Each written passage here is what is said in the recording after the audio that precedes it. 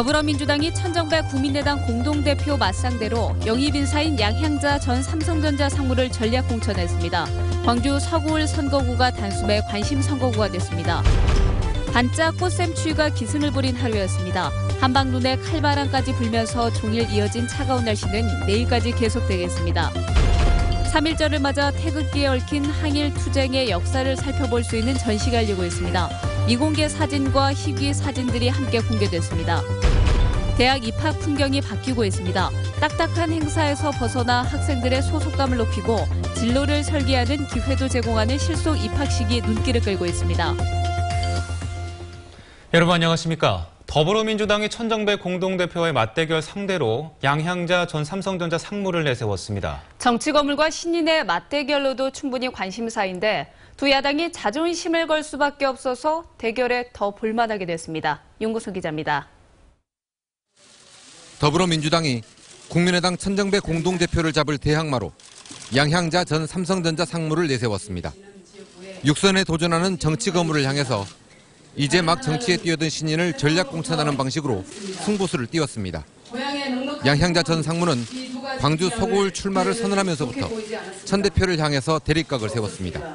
호남이 키워낸 최고의 엘리트들이 세상과 맞서 호남의 유리천정을 깨는 역할을 하지 못하고 다시 호남의 품을 파고드는 것이 제 눈에는 좋게 보이지 않았습니다.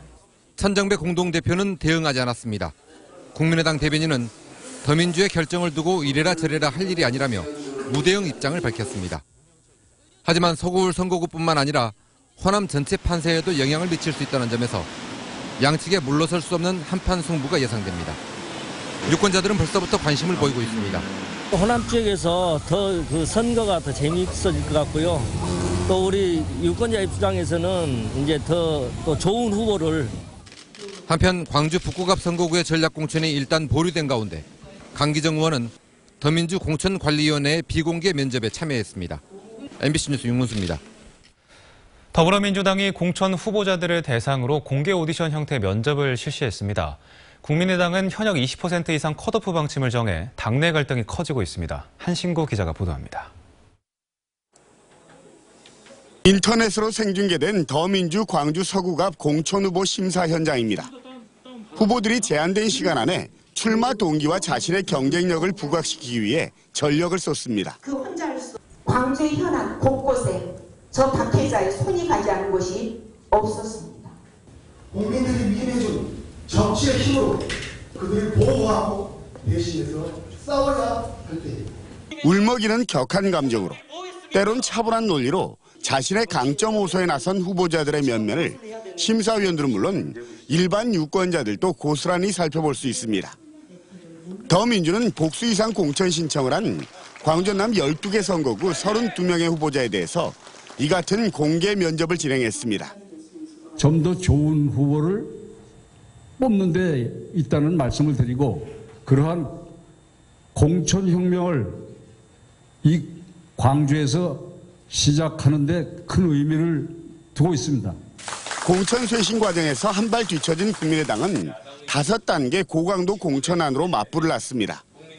현역 의원 컷오프 비율은 최소 20%로 하되 현역이 많은 광주는 비율을 더 높인다는 방침을 세웠습니다.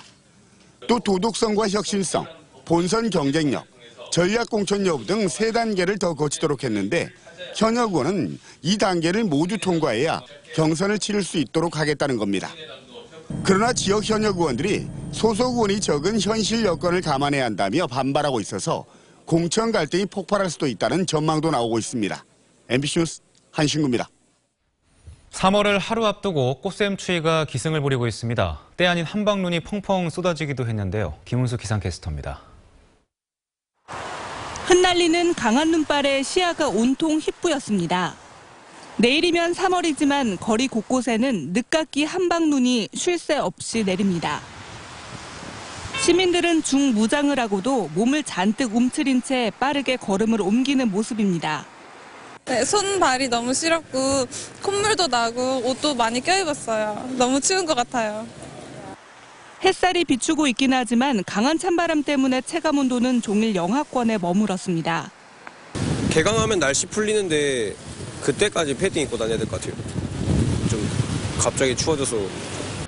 전남 한평과 영광 등 7개 시 군에는 강풍주의보가 내려진 가운데 최대 순간 풍속이 초속 25m를 넘기도 했습니다. 마치 한겨울로 돌아간 듯 잠시만 서 있어도 찬바람에 온몸이 절로 떨립니다.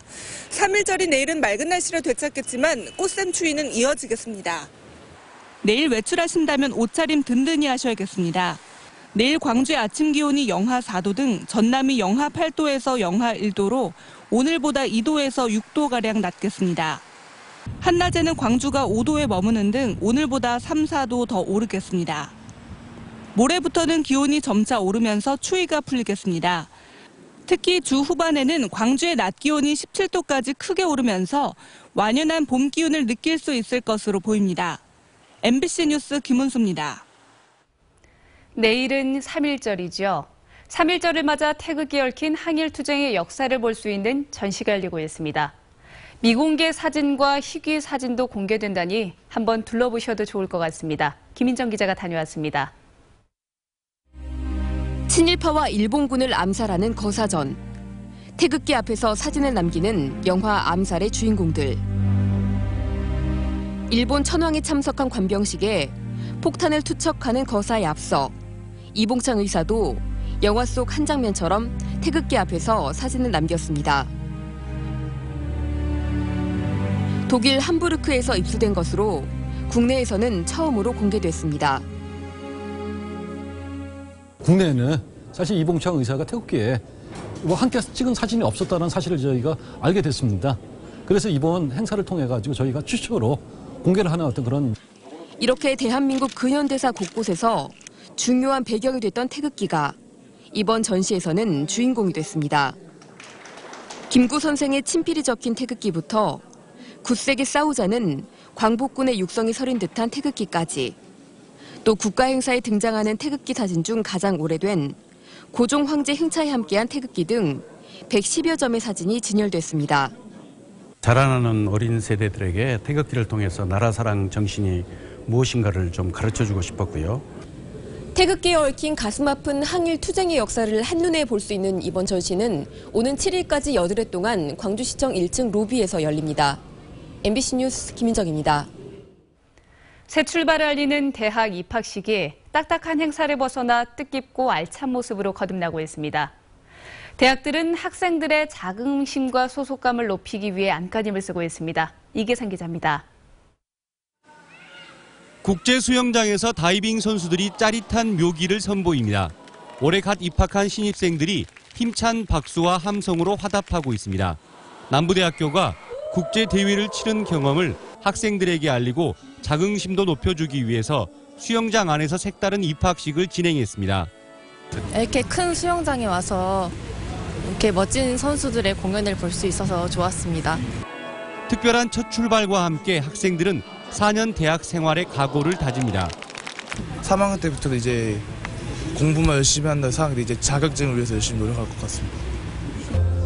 청년 취업난이 심각해지는 상황에서 대학 입학식이 신입생에게 진로를 설계하는 기회도 선사하고 있습니다.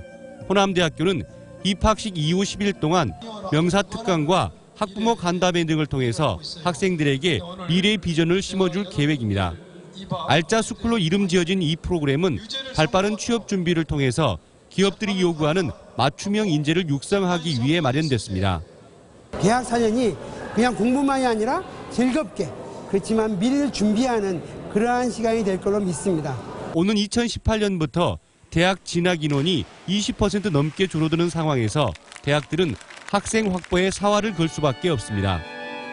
지역 대학들이 생존 경쟁에서 살아남기 위해서는 학생들의 자긍심과 역량을 키워주는 일이 더욱더 중요해지고 있습니다. MBC 뉴스 이계상입니다. 광주지역 유치원 교사가 장학사를 대신해 사이버 연수를 받은 뒤 시간 외 수당을 챙겼다는 의혹이 불거졌습니다. 광주의 한 노무법인은 최근 유치원 교사 A씨가 재작년 7월부터 석 달 동안 유치원 평가 준비를 한다는 이유로 연장 근무를 하면서 실제로는 교육청 장학사의 사이버 연수를 대신 받았다며 시교육청에 정식 감사를 요청했습니다. 해당 장학사는 사실 무근이라고 해명했습니다. 지난 연말 보해 양조를 제외한 대부분 소주 회사들이 잇따라 소주 가격을 인상했습니다. 서민 증세다, 물가 상승 요인이다 당시에도 말이 많았었는데 실제 음식점에서 파는 소주 가격이 30% 이상 오르는 결과로 나타났습니다. 신광하 기자가 보도합니다. 붕어찜 전문점인 목포의 이 음식점은 요즘 애주가들의 발길이 끊이지 않습니다. 지난해 12월 이후 소주값이 일부 인상됐지만 여전히 한 병에 3,000원을 고수하고 있기 때문입니다. 서민의 술에 있는 소주를 이렇게 인상을 했어요. 그러나 아직도 그 인상을 못하고 이렇게 있는 업소가 많습니다. 일반 음식점의 소주 가격은 3,000원에서 5,000원까지 천차만별. 이른바 소주 가격의 차별화가 시작된 것은 국내 1위 소주업체인 하이트진로가 소주 가격을 인상한 지난해 12월부터입니다. 소주 한 병에 54원이 올랐는데 유통 단계를 거치다 보니 음식점에서는 최소 1,000원 이상 올려받아 실제로는 30% 이상 인상된 셈입니다. 목포 시장 자체가 동일하게 모든 업소들이 받고 있으니까 저희들도 똑같이 받을 수밖에 없죠. 문제는 보해 등 출고가를 올리지 않은 소주도 음식점들이 덩달아 가격을 올려받고 있다는 점. 그러나 일반 업소 요금은 업주들의 자율에 맡겨져 특별히 규제할 방법이 없습니다. 제조회사에서는 가격에 대한 그 권한이랄까 이야기를 할 수 있는 상황이 아니거든요. 그건 전적으로 업주들 자율적으로 이루어지는 가격 상황입니다. 소주 출고가 인상이 음식점에서 팔리는 소주 가격 폭등으로 이어지면서 서민 물가 상승을 부추기고 있습니다. MBC 뉴스 신광하입니다. 중앙정부가 발표하는 각종 경제지표나 통계치에서 전라남도는 꼴찌나 하위권을 면치 못하는데 1등인 수치도 있습니다. 특허청이 전국 자치단체를 대상으로 상표권 보유 현황을 전수조사했는데 전라남도가 가장 많았습니다. 김철원 기자가 보도합니다. 대나무의 고장 담양군이 개발한 대순말그는 이제 담양의 대표 브랜드입니다. 관광객들도 담양하면 이제 당연히 대나무를 떠올립니다. 대나무가 제일 유명했던 것 같고요. 대나무가 제일 유명했던 것 같고 그냥 푸른 이미지? 2002년부터 상표권에 관심을 두고 확보한 결과 담양군이 보유한 브랜드는 381건으로 전국에서 경북 안동시 다음으로 많았습니다. 상표권과 서비스표 등 자치단체들이 갖고 있는 브랜드들을 모두 더해봤더니 전라남도는 모두 2,600여 건으로 전국 광역자치단체들 가운데 그 건수가 가장 많았습니다. 전국 상표권 17,000건의 15%에 해당하는 수치로 10위 안에 담양과 순천, 장성 등의 우리 지역 자치단체들이 3곳이나 포함됐습니다. 전국에서 가장 많은 COC로 선정된 시군을 포함하고 있으며 농수산물 등 수산품과 관광예 등이 타 지역에서 상당히 많은 편인데 하지만 상표권은 양날의 칼이 될 수도 있습니다. 담양군의 경우 메타세콰이어에서 착안한 개인 사업자가 메타에 상표권을 확보한 다음 펜션 업주 등에게 사용료를 내도록 하고 있어 담양군이 대책 마련에 고심하고 있습니다.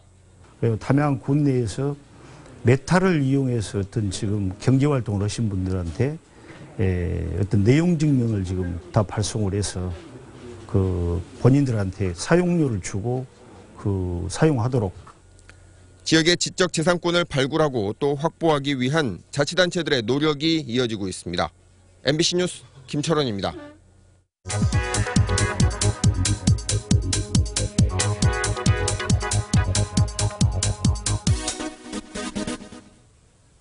전남 각 시군들이 산업단지 세일에 나서고 있습니다. 어찌 된 일일까요? 전남에는 국가산단을 제외한 일반 산단이 약 30곳 조성돼 있는데요. 전남 지역 상황이 예사롭지 않습니다. 전남 지역 산단 가동률은 약 63% 정도. 전국 평균을 크게 밑도는 수준이죠. 입주율 역시 저조합니다.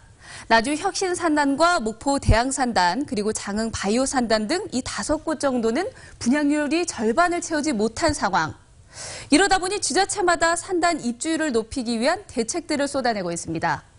나주시는 각종 세금 감면 혜택과 보조금 지원을, 영광군은 다양한 인센티브 적용, 목포와 강진, 장흥 등에서도 다양한 방안을 내놓고 있습니다.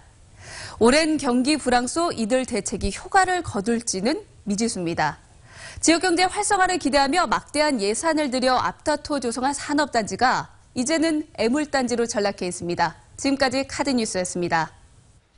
빛가람 혁신도시에 있는 공공기관과 공기업들의 올해 인력 채용 규모가 공개됐습니다. 국토교통부 자료에 따르면 한국전력 등 공기업 14곳이 올해 채용 규모를 지난해보다 200여 명 늘어난 2,193명으로 잠정 확정지었습니다. 소규모 인력을 채용하는 농식품공무원교육원과 우정사업정보센터, 국립전파연구원은 채용 계획을 확정짓지 않은 것으로 나타났습니다. 혁신도시 입주기관들은 서류 전형과 면접 과정에서 지역 인재 선발을 위해 1에서 5%의 가산점을 제공할 예정입니다. 광주의 미디어아트 관광 레저 기반을 구축하기 위한 전문가 포럼이 광주문화재단 주최로 열렸습니다.